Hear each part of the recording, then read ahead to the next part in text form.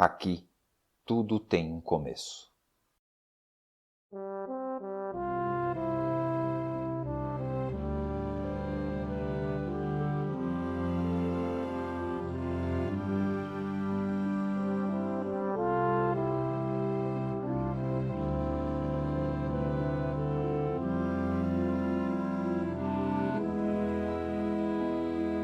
O movimento místico judaico, denominado de forma genérica como Cabala, tem início no século I a.C. No entanto, segundo a tradição, que não dispõe do suporte autorizado da história, a origem da Cabala remonta, de acordo com alguns autores, a Moisés, segundo outros, ao patriarca Abraão, e há menções de que o próprio Adão, primeiro homem, teria recebido o ensinamento à época de sua criação.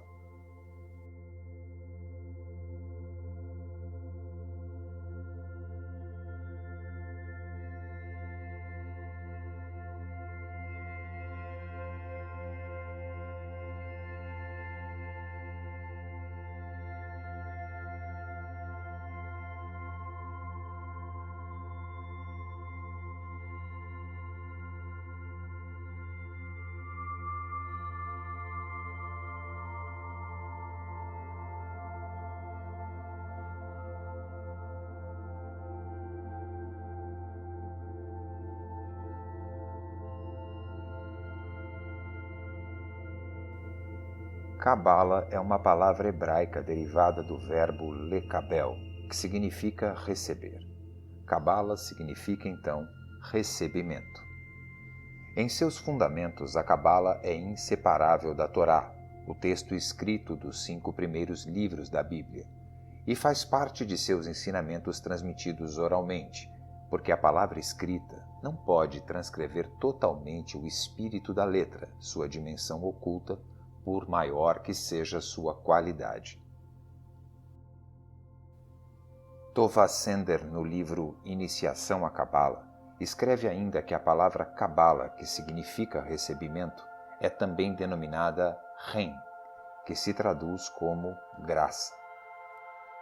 A autora apresenta o conteúdo geral e a época aproximada associada ao movimento cabalístico, de forma cronológica a partir do século I a.C., e traz um importante alerta. O contato prematuro ou mal orientado com a Cabala pode ocasionar uma interpretação falsa ou deformada de seu verdadeiro objetivo, e dessa deturpação servem-se indivíduos inescrupulosos. Patrick Poe escreve que o termo Cabala é uma ação de dar boas-vindas e trata-se de uma recepção, a do conhecimento esotérico da lei escrita e pública que representa a Torá, e que esta não pode ser separada da árvore da vida, porque é assimilada a um organismo vivo. Como a vida, ela tem uma dimensão oculta, Sod, o segredo da Torá. A Cabala representa este segredo. A Cabala está, portanto, associada a diferentes tipos de leituras possíveis, algumas mais esotéricas do que outras, o que exige ter que atravessar nossas próprias limitações, nossas próprias resistências cognitivas. Esta recepção, que é a Cabala, não pode ser dissociada de uma doação. Receber sem dar, ou retransmitir, equivaleria a reproduzir o drama ontológico da quebra dos vasos, a origem do mal. A Cabala é uma iluminação das profundezas da criação que nos impulsiona a despertar para a vida universal. Estar na caminhada, no caminho, é a manifestação de uma postura aberta de pensamento que sabe abandonar o inútil e aceita a aventura, o risco.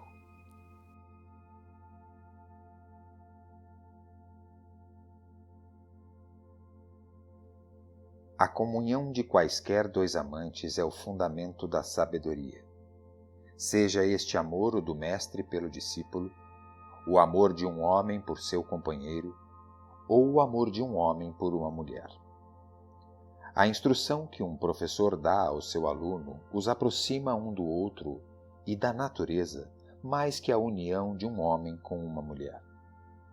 Os céus e suas hostes são o vestido, enquanto Israel é o corpo. Mas a verdade só é encontrada na alma, isto é, na forma real de seu amado. É por meio do temor que um homem é levado a amar. Há, contudo, duas classes de temor: o temor do infinito, que acompanha o sentimento de amor a Deus, e o temor que nada é senão medo estéril e destrutivo. O homem que obedece a Deus por amor chegou ao mais alto grau e já pertence, devido à sua santidade, à vida futura. Aquele que ama a Deus é coroado com graça e se mostra compassivo com todos. Mas servir a Deus por medo é também serviço, ainda que estabeleça uma união menos elevada entre Deus e a alma. O amor não é senão um grau mais alto que o temor, mas no amor repousa o mistério da unidade. É o amor que aproxima os graus mais altos e os inferiores. É o amor que eleva todas as coisas àquele sublime grau no qual e somente no qual todas as coisas podem ser unidas. Nas altas esferas espirituais encontramos regiões que se chamam o lugar morada de amor. O amor, em união com a força que sempre gera, é a base secreta da Torá.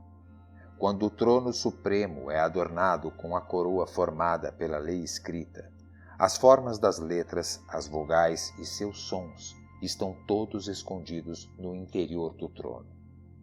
Então, a imagem da lei escrita penetra na lei oral e a fecunda, assim como uma mulher é fecundada por um homem. E a santidade se estende por todas as regiões superiores. O que faz as leis é o Yesod Eros. Quando o Pentateuco é retirado da arca para ser lido, as portas do céu de misericórdia se abrem e o amor celestial é despertado. Mas a lei não deve ser buscada em cima, nos céus, nem tampouco nas profundidades do mar, senão bem perto do homem, em seus lábios e em seu coração.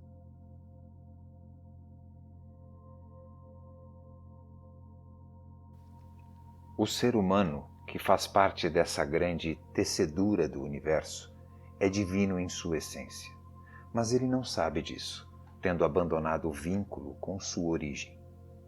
É por isso que a Cabala oferece conhecimentos e métodos que permitem renovar esse vínculo se fomentarmos a relação com a sua origem divina.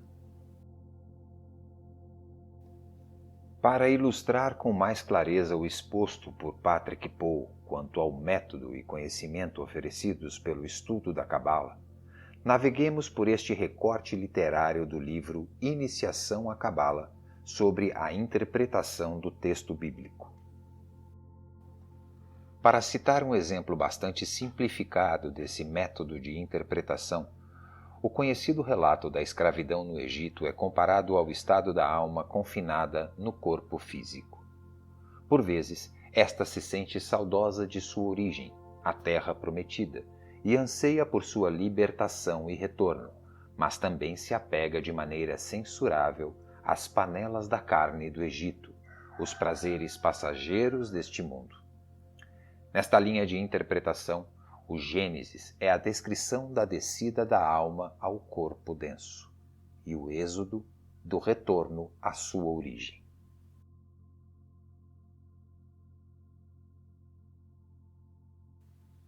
Este retorno à origem é possível ser compreendido considerando a árvore da vida uma escala para a ascensão espiritual, classificando-a em 4 níveis de discernimento e observando-se o pilar do equilíbrio.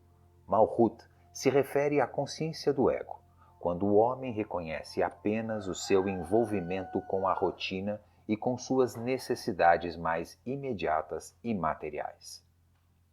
Originalmente, nossa percepção necessariamente dual e incapaz de apreender o todo universal, o além da unidade, o concebe como proveniente do vazio, do nada, que em hebraico é Ain.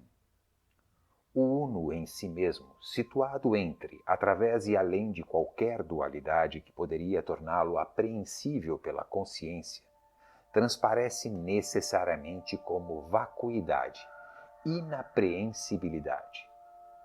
O uno, como emanação da vontade divina de ser, segunda a hipóstase, não deixa de evocar Eirie, eu sou, que significa una é tua origem, uno é teu espírito e tua permutação é una. A árvore da vida resulta disso. Disse o rabino Nehunya bar Hakana. Relata certo versículo. E agora não se vê a luz, o céu é luminoso. Bahir. Deus envolve-se em assombrosa majestade. Diz, todavia, outro versículo. Ele fez das trevas seu esconderijo. Está também escrito: nuvens e trevas o envolvem. Trata-se de aparente contradição. Surge um terceiro versículo e reconcilia os dois. Está escrito: mesmo a treva não é treva para ti. A noite reluz qual o dia. Luz e treva são o mesmo. Conhecer a si mesmo é, portanto, conhecer também o seu Senhor. Este autoconhecimento podendo se desenvolver em dois eixos complementares, o da origem e o do fim.